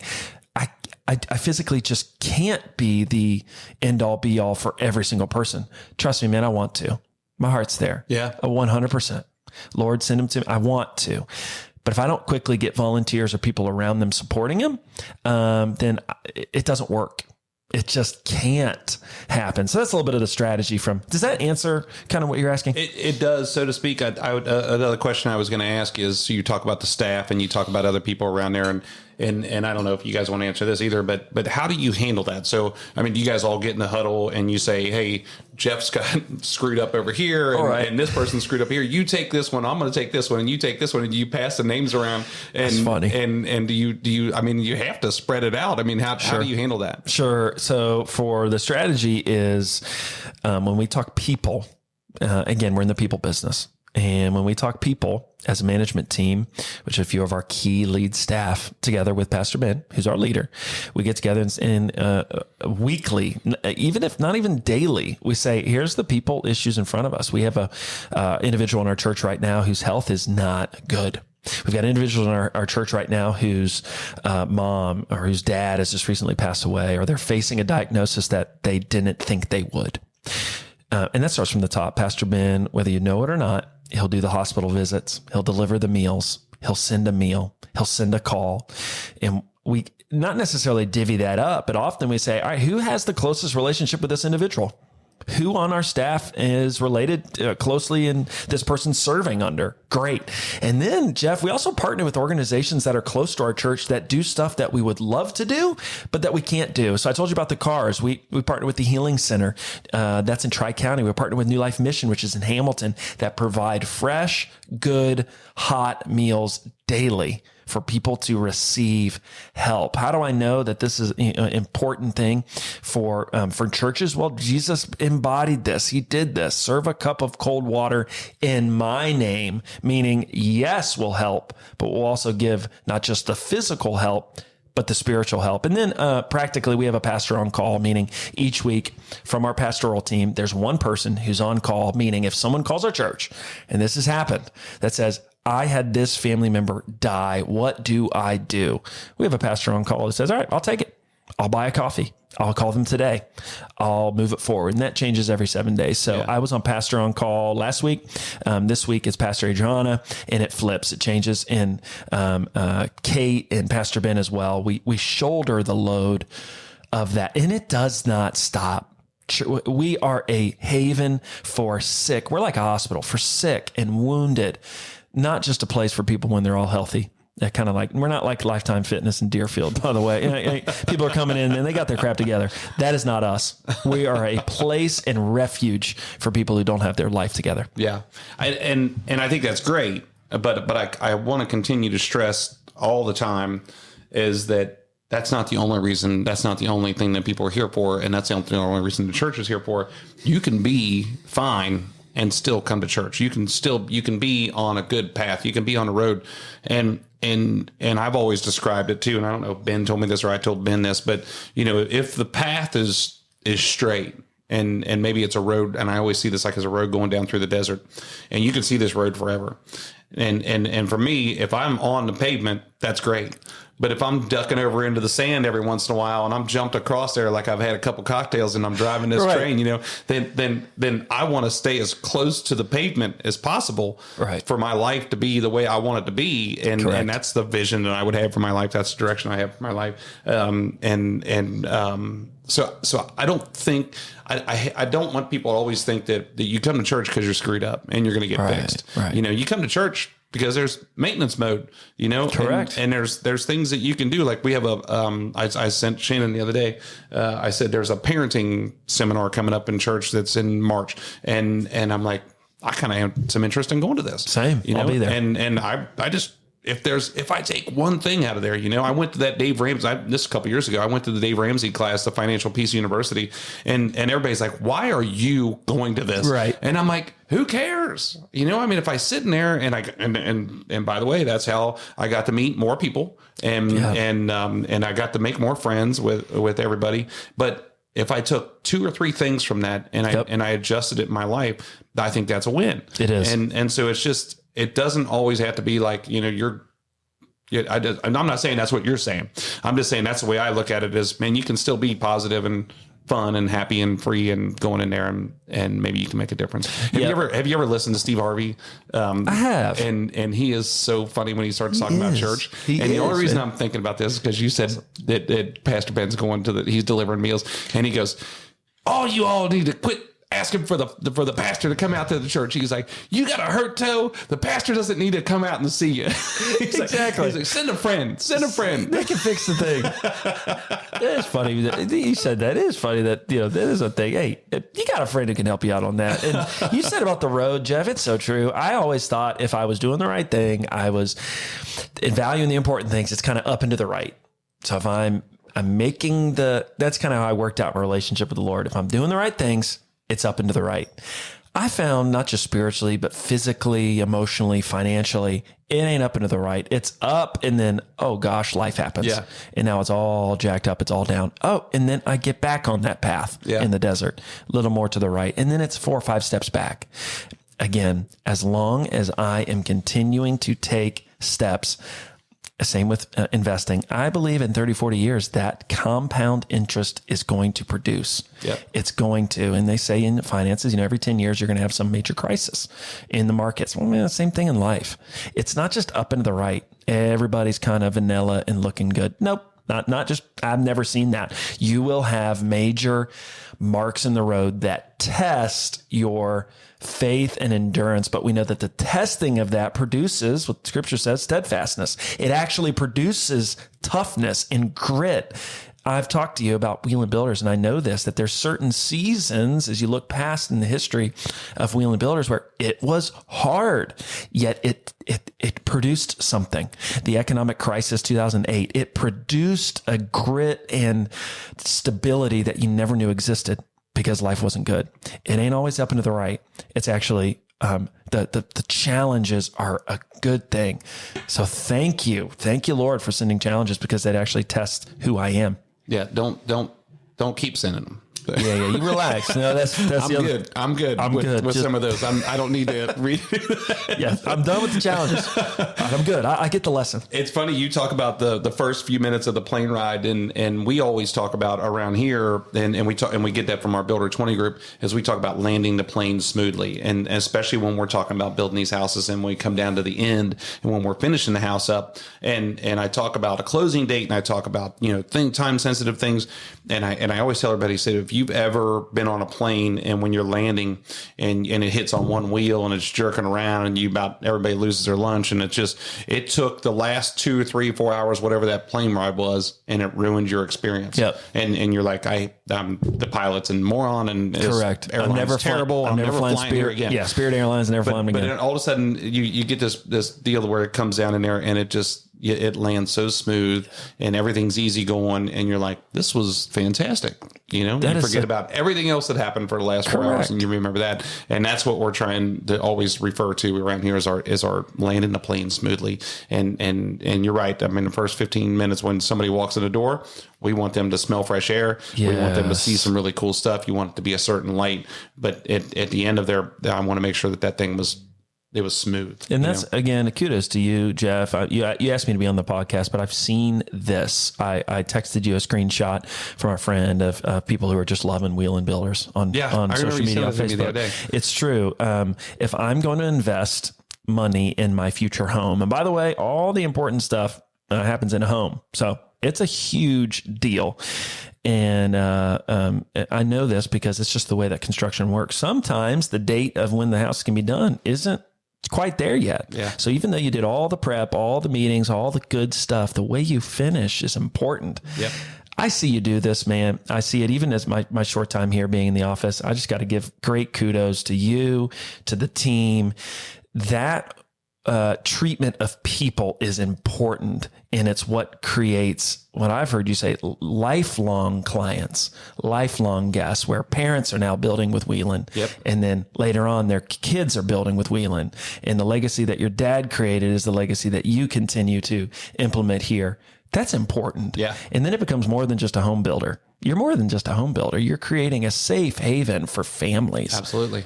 That is powerful. And the way you land the plane and you land it is saying, hey, you have the keys to the house, but you kind of know where my office is. You can come anytime. Right. And I want to move on to some fun stuff here, but I'll tell you that I learned that building houses for Habitat for Humanity, they have statistics that say if these kids have a table to sit at in their home to eat dinner at or do their homework at, it's some crazy number. Like they're 78% more likely to grow up, to make it out alive, to succeed, something like that, just by providing a place for them to live and provide a table for them to sit at. So let's talk about, and thank you. We got through some good stuff there. I feel like I'm loving this. Thanks for. I know. I'm just going to keep on going. We're going to be here rocking, all day, man. This is great. Yeah, I'm going to start. Ben send me a message, tell me that I got to start paying you by the hour, taking it off his payroll, putting on mine. But let's talk about some of the people at the church. We couldn't do a podcast about the church if we didn't talk about Adriana. Yes, she is just this incredible heart. She's this incredible person. But I told her the first time I met her, I said, I'm the weirdo standing in the crowd, just like with my mouth open, looking at her and listening to her. Yeah. And I can see her with my ears because she is just an amazing voice and sound. She is. How do you find her? How do you keep her? Yeah. And I mean, just how do you, I'm always, I don't know what you want, enamored with how you manage the stage, because you were in charge of all that stuff, right? Yeah. How do you manage who's singing what songs and who's going to play in the drums? But I mean, with Adriana, she's unbelievable. Fabulous. So if you don't know Four Corners, you ever been Adriana, she's a worship pastor with us, but she's also now a student pastor, meaning she heads up what we do for students. We believe in the next generation. So how do we find her? She actually was attending a birthday party at her church. We have a bunch of fun jumpies and stuff. And Pastor Ben talked to her and she felt stirred and eventually started coming to our church. And so her voice, yes, I mean, absolutely world class. So she could be on any stage at any church, any place of worship in Cincinnati, and she'd be the best there. Yeah. So, I mean, 100%. What makes Adriana special, though, is it's not just that. Off the stage, she's exactly like she is on the stage. We call that not being a diva. So how did we keep her? Well, I don't know. I think she felt a mix of, hey, I can use my gifts and skills here. A mix of, I feel like my kids and family are cared for. And I have a call or a purpose from the Lord that just works here. She is unbelievable. So we value music, by the way. So like when you come into our church, we want the music to be good. We don't want it to be bad. We have a part of our culture on the worship team. We have 4 kind of pillars. One of them is we pursue excellence, meaning every area we want to make sure is good. The last thing I want is for Jeff Whelan to be inviting a neighbor and they come to our church and they're like, hey, really nice building, but that music was trash. And, we're like, hey, really nice church, man. But like the lobby was a mess. Really nice church. But our kids, they didn't feel safe. They didn't, I don't want that. Or a really nice church, but the person playing the keyboard, like it felt like they had mittens on. They didn't play anything right. You know what I mean? They didn't play anything right. Like, no, we actually want the music to be top notch. So it's loud. It's good. We're playing decent, solid rock / Christian songs. And we want it to be really good. And that's kind of what we call worship, but meaning, the songs before the message. In the way that we think about it, it's kind of the appetizer before the main meal. And the main meal for us is when Pastor Ben gets up and delivers a message that's can directly apply to our life. It's not just in the stratosphere. It doesn't make sense. It's actually something that can apply to your life, make you a better disciple, a better human being. Adriana, from the top to the bottom, is the best worship leader I've ever worked with. And I've worked with a lot. Yeah. And so, yes, I'm responsible for the tech and the worship team and some other teams at 4C, but she gets it. And she helps. And then on the kids side, Pastor Kate, I can say again, our kids programming is not just babysitting. It's actually good, solid, safe, fun environments where kids can grow. So growing up, I had that, but mine was a little more old school at church. I'd walk in, there was a teacher who was there every week, and we'd kind of have a snack. But no, I mean, at our church, we have a rock wall. We have a fun, jumpy things. We know that kids need to move and be active. And we have leaders and volunteers who care for the next generation. I love that because I got kids and I know you do too. We want our kids' environment to be fun and incredible. And Kate Bush, she leads that. And I'm pretty proud of what we do. Yeah. And Kate was next on my list to talk about. And I was going to say another, just this fantastic heart, this unbelievable person totally. Who is just so, I don't know how to describe it, because I'll tell you how to describe it is when you walk in the door and you walk over to the right to the kids area.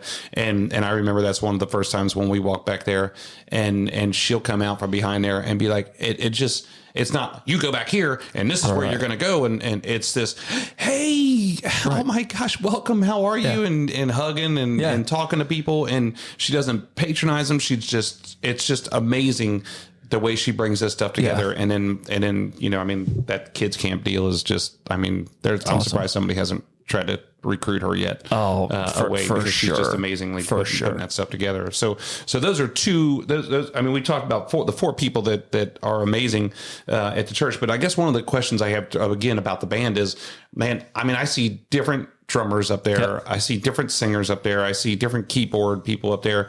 How do you? I know you guys rehearse, but how do you decide who's going to sing what song? Yeah. How do you decide who's going to be playing the drums that week? And how many times is it on Saturday night at midnight? Somebody goes, hey man, I can't make it tomorrow. Yeah, not often. So the Saturday night thing, not often. So we rehearse, and I won't get into all the nuts and bolts, but for us, it's a rehearsal on Thursday night. That's weekly.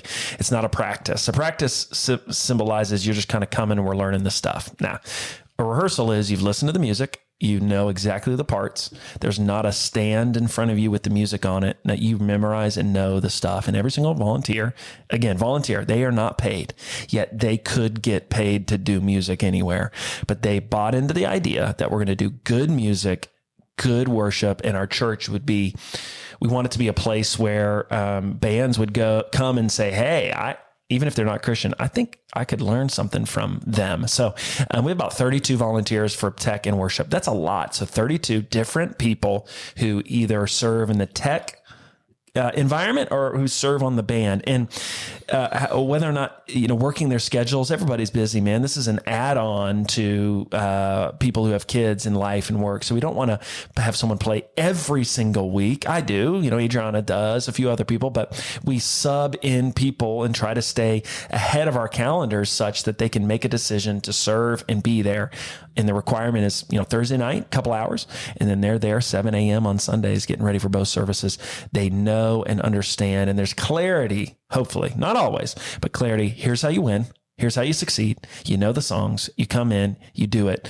And week after week, we've seen consistency in our music/band department. How do you tell somebody, hey, listen, you you can't come up here. Yeah, you don't have the you're stuff. No good. Yeah, we've done that. I've done it many times. So I don't love it, but You're a shower singer. Yeah. The Lord gifted you that, just not here. There's plenty of other churches. Head to Crossroads. So I think on that, it's a crucial conversation. We've had it a lot. Hey, and here's how it rolls. My mom's told me I'm a great singer, and they come in and they can't hold a tune. Pretty quickly, I have to say the answer for the big stage right now is no, but there is a yes somewhere. And that yes somewhere may be back in 4C kids in the first and second grade. Cause you know what? They don't care if you sound good. They just need people to do it. And by the way, that's where I started. I literally started in the kindergarten through third grade class. And I did it for about a year and a half at 4C. Why? Because that was the opportunity. Give me that opportunity. I'll do it. And so if they're open to that, I don't even think there's a no. But if they come in with the preconceived idea that I'm a singer, use me every week, we just don't have space for that. Yeah. And we've had to say no and upset some people. But I'd rather be clear than, hey, everybody's on the team. And now back to what we just talked about. You come and like, man, do these guys practice? Because it doesn't sound like it. So you play the keys, you play the guitar. Do you play, and do you play all the guitars, or you just play? Yeah, I mean, I play is a really nice, kind way to say it, but I can play. I've never done any lessons of any sort besides when I was a kid, did piano. No vocal lessons, nothing like that. Pretty much self-taught there. So I sing, I play piano, I play acoustic guitar, but I have electric guitar as well. And I can play bass, but you don't want me there. And I act and desire to play drums, but you don't want me on a drum set. So that's where I'm at musically. And I never thought in a million years I would be paid in some ways to sing, that my voice is what helps provide for my family. I never thought that way, but I kind of just said yes. And it was sixth grade. The band that was at my dad's church, they weren't great. So a couple buddies and I said, all right, I think we can do better. And I've been doing band and music stuff since then. That's awesome. That's awesome. And you're really, really good at it too, Thank you, by man. the way. Thanks. And our band is really, really good at it at church. I mean, they're amazing. Just it always amazes me whenever a new drummer gets in there and I'm just like, man, I mean, they're killing it. They're killing it. I mean, it's amazing how they can do that. But, I had another question for you about that, and now I can't remember what it was. But what's your favorite kind of guitar? I mean, is it Fender or is it? Yeah. So favorite electric guitar, my brother actually got it for me, is a Les Paul. It's a Gibson. It's beautiful. It's an orange. I don't get to play it as much as I'd like to. And my favorite acoustic guitar, I really like Martin's. I really like Taylor's. Martin's going to be more of your bluesy, country, just solid. Taylor's going to be a little more well made. But those are the two are kind of my daily drivers. I really like Taylor's. I really like Martin's. And that's what if you come to a service, you'll probably see me playing one of those. Cool. Do you have a favorite song? Do I have a favorite song? Are we talking spiritual or just song in general? Anything. If someone put a gun to my head, which you haven't done, and said, what's your favorite song of all time? I would say Eminence Front by The Who would probably be at the top of my list. It's not a Christian song. I'm just telling you, the intro in the first minute is just incredible. Yeah. If you would say, hey, what's your favorite worship song? I think It Is Well, an old hymn of a guy who bad circumstance, but he can still say it is well with my soul. Amazing Grace. We like the hymns at our church, meaning the songs that have been sung for generations and generations within the church. We like those lyrics. We like what they say. And so you'll find us doing hymns often. that maybe you've heard in your grandma's church, but it doesn't sound like your grandma's church. So that's my favorite song. But dude, Welcome to the Jungle. I mean, Guns N' Roses, that's a banger, especially if I'm in the jungle watching the Bengals. You put that song on, dude, I'm invincible. You know what I mean? That's just a sweet song. That's great. What's your favorite? If you got one song, if you're playing for the Reds and you have a walk-up song, what is it? Oh man, I always thought it was Guys Like Me. I can't remember if that's Eric Church who sings that or whoever it is, but I always thought that was a good country song. Or so country is where you're leaning. I mean, if I had to describe, if that was a song that I was going to have to play up, it certainly wouldn't be Jolene. I can tell you that. But Guys Like Me is Eric Church. Eric Church. Okay. Yep. Got it. So I was listening to the message yesterday, and the guy was a little bit heated about it that he thinks that there'll never be a Christian song or a Christian singer that'll win a Grammy Award. Did you watch the Grammys? Because I did. I don't watch it. I think that we started watching it because Raina wanted to see Taylor Swift, and 100%. Who doesn't? And so we were thinking about that. But Lauren, is it Lauren Daigle? Or Lauren Daigle. Lauren Daigle. She was as close as you're ever going to get. Yeah. And the guy was like, "They're just not. You're not going to win." Gonna happen. I mean, do you think that's just a slighted deal, or do you think I think here's the deal. The hot take is for years and years and years, I think Christian artists didn't produce anything worth listening to. And at the same time, I think there was value. But now, let's say the last 10 years, I actually think Christian artists, whether it's movies, even now with The Chosen, and art and music, have come to a place that's actually solid. We're talking good, solid musicians. I saw there's a rapper. His name's Lecrae. He's a Christian rapper. He won. I mean, he was holding something. He won something at the Grammys. I watched with Rebecca. I'm fascinated by culture. I mean, some of the outfits. No offense to Miley Cyrus. I'm watching her. I'm like, what in the world is happening? I feel bad, but I'm curious. I'm curious of what is happening. And so we watched.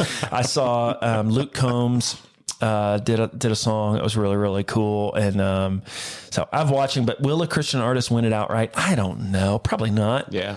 But I don't know. I always like watching it and just commenting on what's happening at the Grammys. And Taylor Swift, I mean, that's the topic, right? She's going to the Super Bowl. She's somehow leaving Japan. Her show is going to happen in Japan, Super Bowl weekend. I don't know when this podcast is coming out, but all I got to say is go 49ers. Oh my gosh, really? Yeah, I'm just so tired of Patrick Mahomes. I'm so tired of the Chiefs, although Travis Kelce is a UC grad. Yeah. I'm fine with that, but I can't stand the Chiefs. Someone else has to win. I like Patrick Mahomes. I always have liked him. He's a winner. And Cody loves the Chiefs, and so which we started following him, but I've always been. This is going to come out the Tuesday after the Super Bowl. So got it. So we, right now you're making predictions, and I think it's going to be a good game as always. Yep. But so we're already in a lightning round here. We're going to ask just some questions, and I've asked you this before, and I'm interested to see if you remember the answer to this question. But do you think that Robert Plant was a Christian? We have talked about this. Robert Plant. I think he's one of the coolest looking dudes ever and just an awesome musician. So Stairway to Heaven, is he a Christian? I don't know. I won't put that on anybody, but I have hope. Let's say. I mean, this dude's dead right now, correct? Robert Plant ain't alive anymore. You know what? I don't know. Is he dead or alive? I don't really know. Stairway to Heaven, great song, great musical song. I don't know. I can't peg this. Was he a Christian or not? I love the question. Let's go with... We leave that one to the Lord, and we'll just continue to listen to his songs. Well, he would have had to read the Bible at some point in order. Right. Maybe. Somebody would have had to have said that to him in order for him to write that song. Yeah, I think. I'm going to kind of find out as we're doing here if Robert Plant's still alive. I think he's dead, but I don't know. Have you ever gone into a karaoke bar or gone into a place where, it reminds me of this, where you jumped up and started singing and everybody else was like, oh, I can't believe that guy came. Yeah. Like you knocked him out of the water. I don't think I've knocked anything out of the water. I've done a karaoke bar often. I think it's hilarious. I used to do a song. We're saying on this podcast, it was a song that is not a wholesome song at all. It would be my go-to. I do that one a lot. And I was actually in Barbados with my wife, and I did Eric Clapton. What's the song? Wonderful Tonight. Yeah, Wonderful Tonight. Yeah. I did that in the middle of this like Caribbean. Nice. Rebecca has video of it. It was hilarious. But I don't think I ever tore down the house where everybody's cheering. I think they go, wow, this guy is way too energetic about this song. So that's my go-to, is some Eric Clapton. I like that. I like doing ZZ Top at a karaoke bar as well. Leonard Skinner, I'm always good for at the karaoke bar. But I don't think I crush it. I just think, if someone said, are you scared to do it? No, I'll do it right now. I don't really care. Just get up there and do it. Some people are like, that sounds like the worst thing ever, but not for me. Have you ever done karaoke? Unfortunately, a long time ago. And couple drinks in, or were you? Singer. Yeah, okay. I was. We were in a bar one night, and I used to smoke, and I was up there and singing "Neon Moon" from Brooks and Dunn. Yeah, baby. And the smoke came out of the cigarette. I had it in my mouth, and it came up and got in my eyes, and I couldn't see. And the song's over, and I'm walking all the way from the microphone, and this lady comes up and goes, "You sang your heart out up there like I'm crying," and I'm like, "No, that's the smoke, that was girl. not what that was." That's the smoke. And I think that was my last experience, and that was like 30 years ago. So yeah, dude, I hear you. Hey, Curbin smoking that's not an easy test to do. What'd you do? Did you go cold turkey? Did you go? I did. Okay. My son, when Cody was born, and I was holding him, and I thought, I don't want to smell like cigarettes anymore. I don't want my hands. I don't want to be around him like that. Yeah, and then at some point I was just like, I need to quit. Yep. And I did some research. No, I quit 100 times before that. And I did some research, and I kept a full pack of cigarettes in my truck.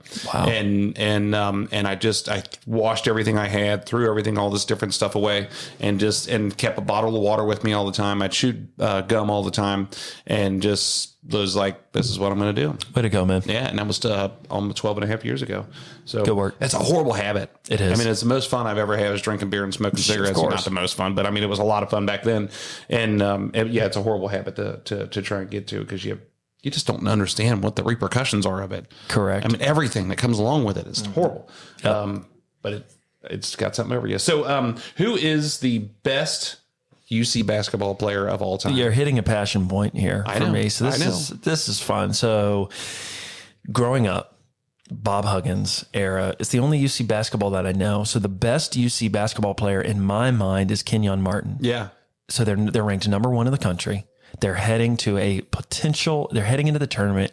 I'm at the game right before, at home as a kid, watching from the rafters with my dad as Kenyon Martin just absolutely crushes life and kills it. Yep. One game later, Kenyon Martin's out with an injury. Yep. And it completely jacked up the season. They still had a good hopes. They had players. And so Kenyon Martin's at the top. And then I also put a couple players that I just loved watching. I love watching Steve Logan. I love watching Kenny Satterfield, DeMar Johnson, a little later, Jason Maxiell. Those players, the Jordan brand connecting with UC Bearcats, they just played and they were good. Bob Huggins leaves. Nancy Simpher has her time in the sun, can't stand it. They bring in a different coach. Mick Cronin has some luck. And then we go into this dead space, I think, since then. Wes Miller is our current coach. I think he's bringing back some respect. UC is now in the Big 12. But that was my favorite player. Kenyon Martin goes on to have a good, solid NBA career. Yeah. But it's always the what if. And you know this, Jeff. There feels like a lot of that in Cincinnati sports. What if Joe Burrow doesn't get sacked in the Super Bowl? Win. Right. What if the Reds actually won a playoff game in my lifetime? What if the management of the either Bengals or Reds actually paid the players what they should play? It's a lot of what if for me as a Cincinnati sports fan. Kenyon Martin. Yeah. And I was, but you got to realize the group that he played with too, or not you, but everybody listening is like Nick Van Exel and baller. And there was 3 or 4 other guys in that era, but another guy that was in that team was a guy named Jeff Scott. Yes. And he was a big old dude from Mount Healthy, Ohio. And I got to be buddies with him a long time ago because he knew some people that I knew. And it's an odd feeling talking to that dude because he's like 7 foot. I mean, he's like 6'9", 6'10". Sure. He's just a big guy, but he's the coolest guy ever. Yeah. And he played on that team. And then Bobby Brannon played down there. I mean, there's a lot of guys that came through that era that were really cool. But have you ever listened to Coach Huggins? Have you ever been to speak? Like, listen to him speak, and it's a trip. He starts telling stories, man, and it's funny. It is funny, and I know he frequented. I was in Loveland. It used to be Sleepy Hollow was kind of his watering hole he'd hit up. It's always called something different now, but he lived 5-10 minutes from my house, and his passion for the game plus a few decisions that probably weren't great. It kind of ruined his time at UC. So I feel for him. When it comes to a basketball coach, he gets it. And his players, if they came in at a 7, he would just push every ounce of juice out of them to get him to be an 8 or 9.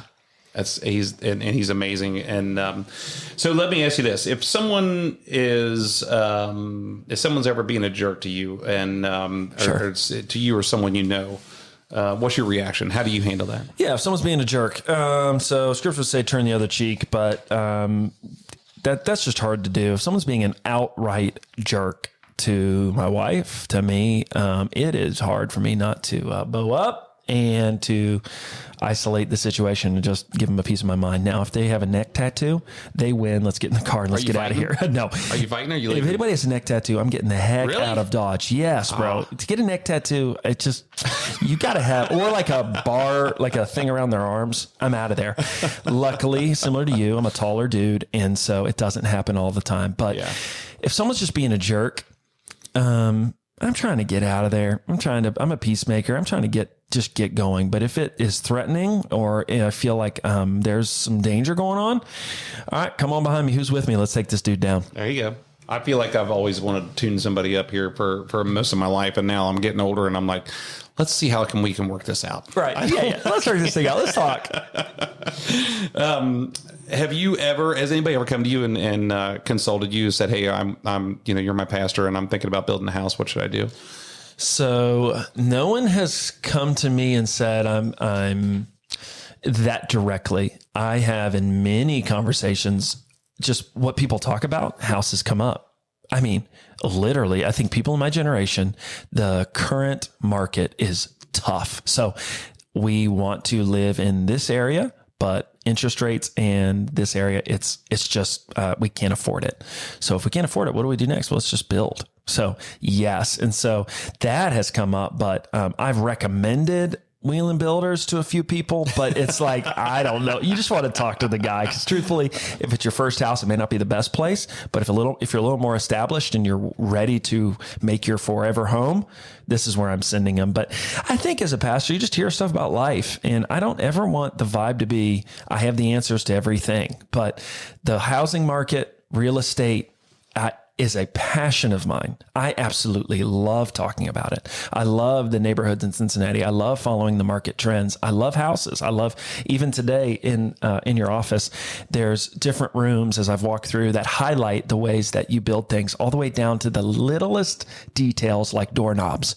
It's what makes a house pop. It's not just when you walk in, it's literally the little details that make or break a home. And so have I recommended houses? Not much, but I'm always down to talk about it. Well, I hope there's not another builder that joins 4C. I mean, we can't have any competition. Nah, dude. So these questions come from Pastor Ben. So yep. When were you most disappointed in the Cincinnati Reds? I was disappointed in the Cincinnati Reds. A couple of reasons. I was thrilled when Ken Griffey Jr. came to town. I was a young kid. I was ready, and just injuries just got him. But there was a series when they were up 2-0. Maybe 2000, we were in the playoffs,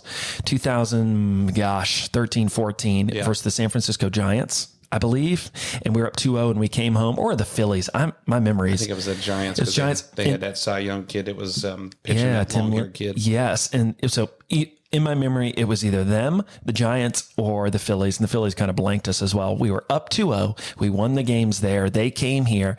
I went to every single game. We lost game 3. We lost game 4. Pastor Ben and our staff, somehow we convinced them that it was important because it was an afternoon game. We left church as a staff, went to the game, and we watched them lose game 5. So I was just flat out disappointed in the Reds. And I think it's a little different now, but I think management just to the fans, you had someone say a comment a couple of years ago, go somewhere else. And so we're not going to put a lot of stock in that. But as long as the management is consistent in saying, hey, this fan base loves the Reds, give them a good team. But that season was disappointing. I remember that. And I remember thinking, during that game, it felt like during those two games, it felt like they were trying to lose a couple so they could keep. Yeah, they were winning, and then trying to make sure that it came back home so they could generate the revenue. But then at some point, it looked like they were out there in 1919, like they were throwing it. And I remember just thinking about, man, what are they doing? What are they doing? I mean, they're dropping the ball at second base. I mean, the shortstop was snoozing. I mean, it was unbelievable. And I remember exactly what you're talking about. But I asked you that too. I'm glad Ben asked that, because I'd mentioned to you a couple times, like, I got tickets, you want to go? And you're like, I got something else going on. I got something else to do. Typically, the other thing going on is my kids are needed and I'm out. But look, there's nothing better. So opening day, Wheeling Builders, I know I've been a part of the parade. You've been a part of opening day. No matter what happens in the previous season, I'll be at opening day. I think I've been to 23 now, 22 opening days. It is just a special thing in our city. Yep. So every year around opening day, I go, you know what? The weather's turning. There's hope. Not just for the Reds, but for our community and for our city. It comes alive. And then the next game, reality sets in. But opening day is special. And I always try to make it. This year, are you going to be at opening day this year? We're not going to go to the game. We just go to the parade. You go to the parade. So this year, it falls on Easter week. And for us, Easter week at a church is like Super Bowl Sunday. Yep. The Thursday game is at 4:10, but I know I have a rehearsal at 6:30. So I don't know what I'm going to do yet. I've got a ticket for the game, but this year I may be just following along from afar. Yeah, that union trade agreement, man, that's ridiculous. That's how they ended up on a Thursday. I know.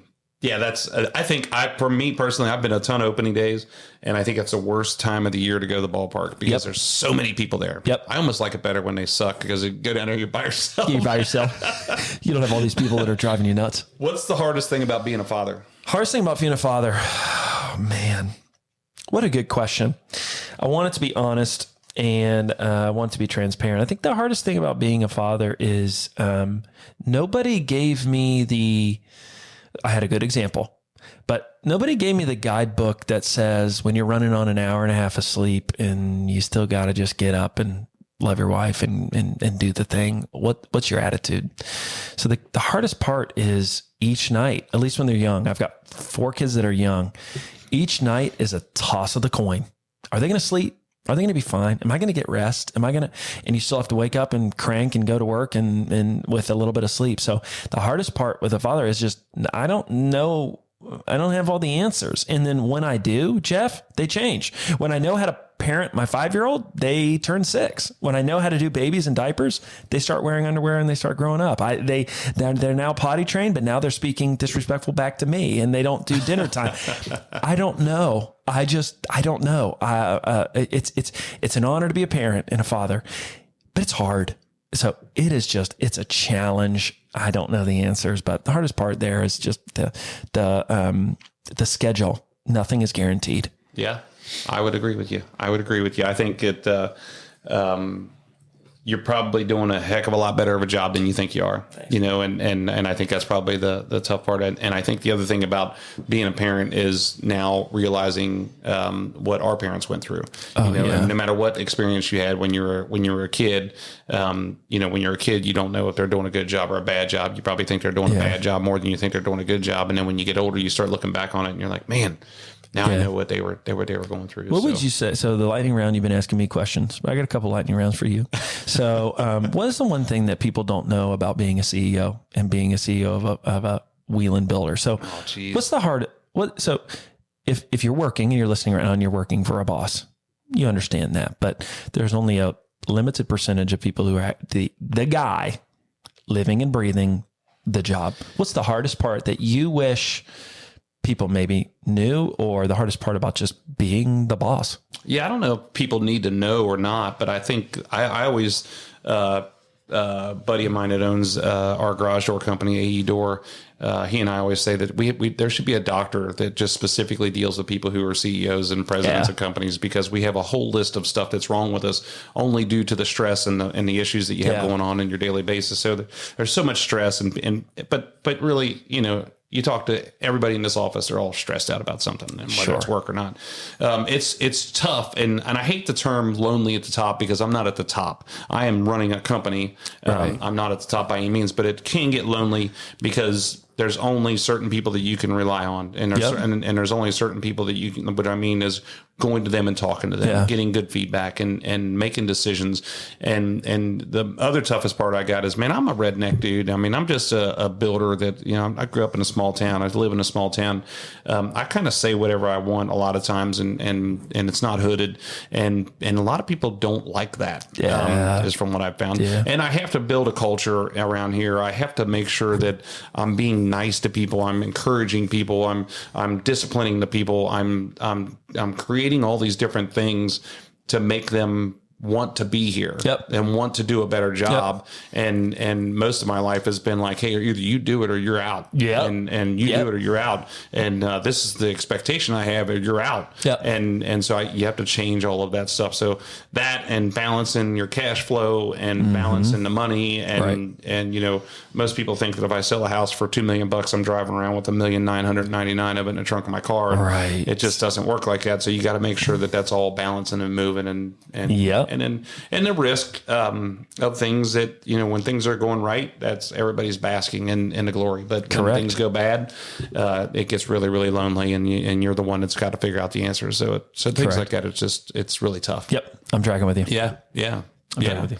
Heck yeah, man. So, do you have any other questions for me? Oh, no, man. Lightning round. I'm not going to grill you. I'm going to wrap it up, man. I'd love for you to wrap it up, Jeff. Seriously, this has been fun for me. And so at this point, if someone's still listening, my hope and encouragement would be that thanks for tuning in, obviously, one, but two, tomorrow can look different than today.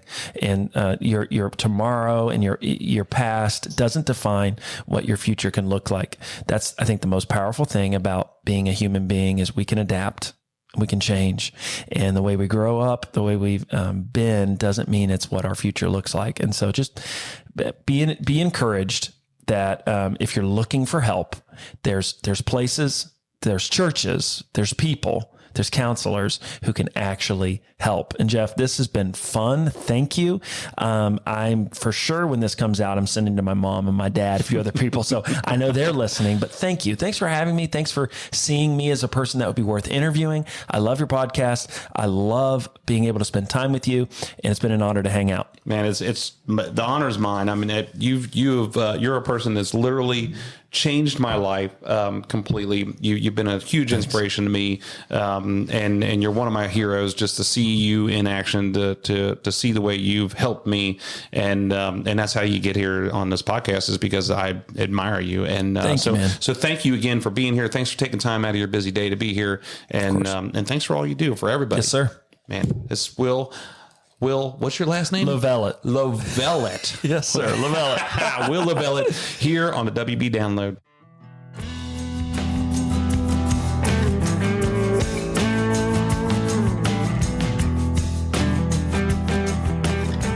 All right, everybody. Well, I hope you guys enjoyed that as much as I did. I think the world of this guy. If I keep going on too much, everybody's going to think I'm some kind of weirdo. But man, he's just been such an inspiration. You heard my story, my testimony of how Will and I had gotten together, how he reached out to me, how we went to lunch, and how he got me involved right away, and has kept me involved and keeps in touch with me. We talk a lot, and I just think the world of him. So I'm grateful for that he was here today. I'm grateful that he took time out of his busy day to come in here and be on Download with us, and I'm grateful for all of you for listening to what we had to say. So I hope it inspires you. I hope it inspires you to check out Four Corners Church. I hope it inspires you you can go online and watch it. You don't even have to go to church. You can go online and go to YouTube and watch Four Corners services on Sunday mornings and see what he's doing over there. Good things. Everybody there at the church is doing good things, and I'm just so grateful for every single one of them. So hey, again, thank you, Will, for being here. I want to thank the audience. Thank you, everybody, for listening. Thanks for tuning in.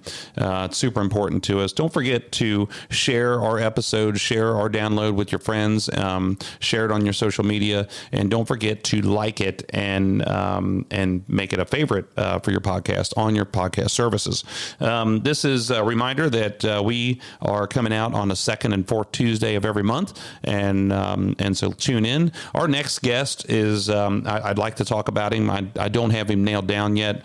We've been going back and forth, and so I can't really say that it's going to be him yet, but I'm pretty excited about him. He's been a friend of mine for a long time. He's another builder, and it's going to be pretty cool to listen to him and what his family story is. But if you want to be part of the conversation, you want to jump in here, you can send me an email at wbdownload@wielandbuilders.com.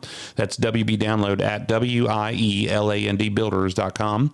And check us out at wielandbuilders.com on our website and see all the cool houses that we're building and check out the things we got going on. So stop here and see us. We're in Westchester, Ohio, and come into our really cool office that we have here, and just stop by and say hi. So thanks again, everybody, for listening.